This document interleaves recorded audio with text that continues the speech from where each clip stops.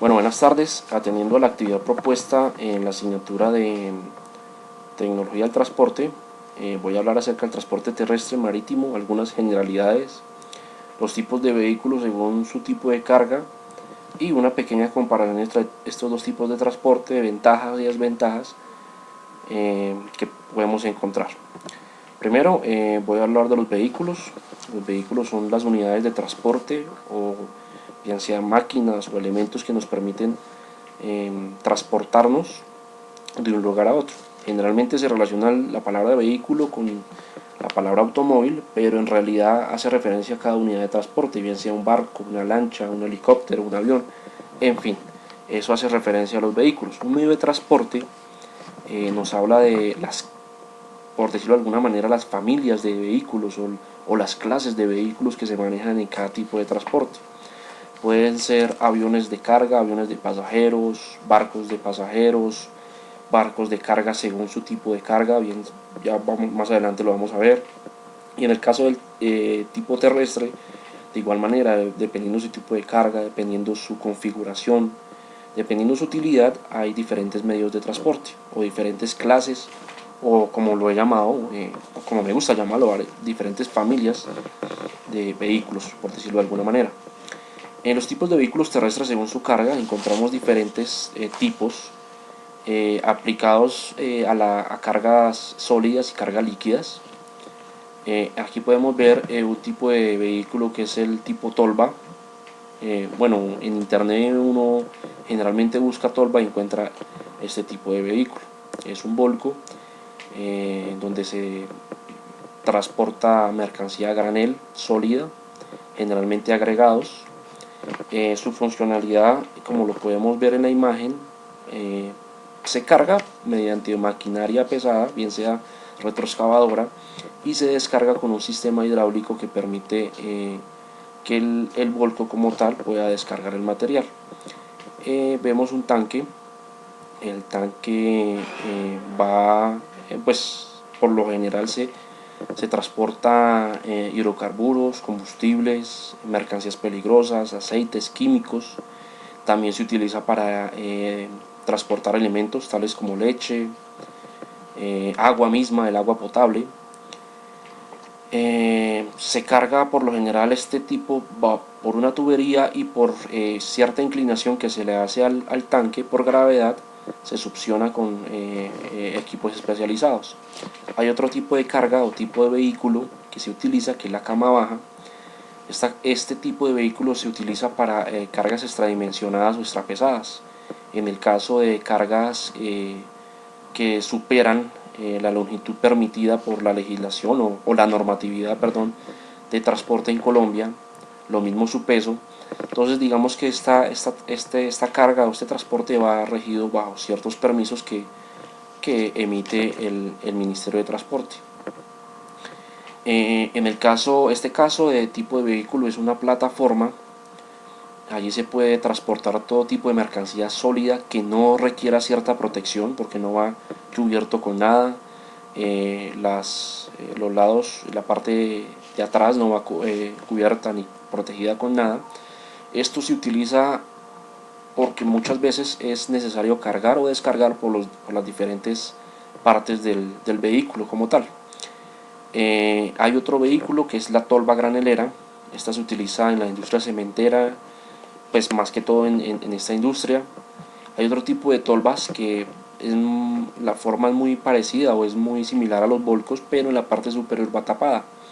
Este tipo de tolva se utiliza para granos, generalmente alimenticios, tales como arroz, frijol, entre otros, para el transporte mismo de semillas. Esta tolva que estaba hablando hace un momento, esta tolva granulera de tipo de uso en industria cementera más que todo, se utiliza ya que debido a su forma ayuda a que por la gravedad pueda ser descargado el material junto con un equipo especializado de compresor para ejercer presión y que no se adhiera a las paredes de la misma tolva. Este tipo de vehículos, el furgón, se puede ver en diferentes tamaños, al igual que los demás vehículos. Se me olvidó mencionar algo al principio. Podemos ver tipos de vehículos rígidos, que son los que mantienen una sola unidad de transporte, como podemos ver vehículos articulados, en el caso de las tractomulas o los vehículos que tienen un tráiler sujeto a su mecanismo. En el caso de los furgones, como podemos ver acá, este lleva aquí un sistema de refrigeración que permite que la mercancía pueda estar a la temperatura que se necesita. Eso aplicable en el caso de transportar alimentos, helados, lácteos, cárnicos, en fin, la diferente mercancía que necesita una temperatura estable. Este tipo de furgones o de vehículos se utiliza para todo tipo de mercancía sólida. Vemos otro tipo que es muy común, se le suele llamar niñera, no sé la verdad por qué tiene este nombre.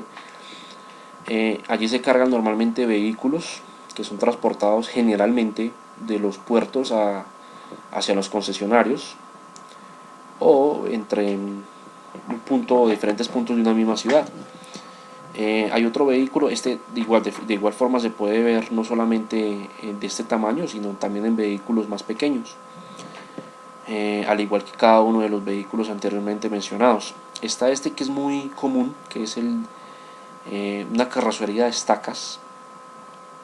Esta carrocería de estacas lo que permite o lo que facilita o lo que proporciona al producto es una mayor estabilidad, una mayor seguridad, y en algunos casos cuando se transporta mercado, cuando productos alimenticios, de pronto no se necesita refrigeración, pero sí se necesita cierta temperatura, por eso se cubre con una carpa cubriendo la totalidad de la mercancía.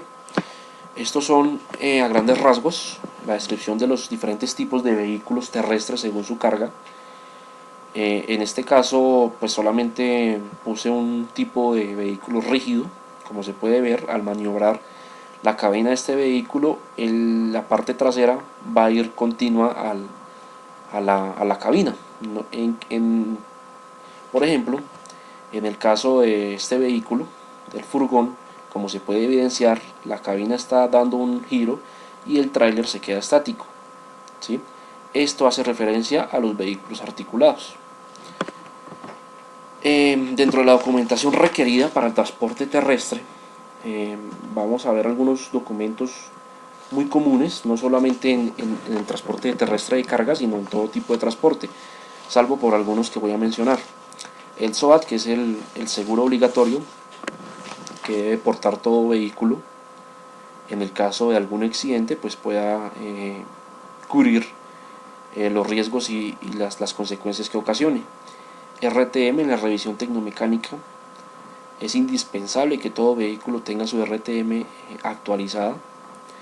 La tarjeta de propiedad de los vehículos, en este caso es necesario, en el caso de los vehículos articulados, que posean también la tarjeta de propiedad del tráiler, pues para evitar confusiones en muchas de pronto cuestiones de hurtos. Si porta el documento perteneciente al tráiler, pues no hay ningún problema. La póliza contractual y extracontractual. Estas pólizas son documentos pues que demuestran de qué manera están asegurados los vehículos en caso de alguna novedad, alguna contingencia, algún daño. En el caso contractual, pues al mismo vehículo, y en el caso extracontractual, de daños a terceros.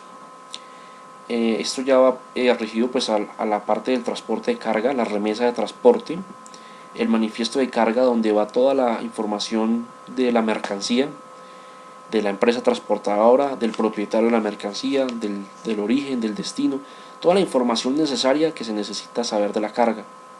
Esto debe ir bajo un formato único establecido por el Ministerio de Transporte.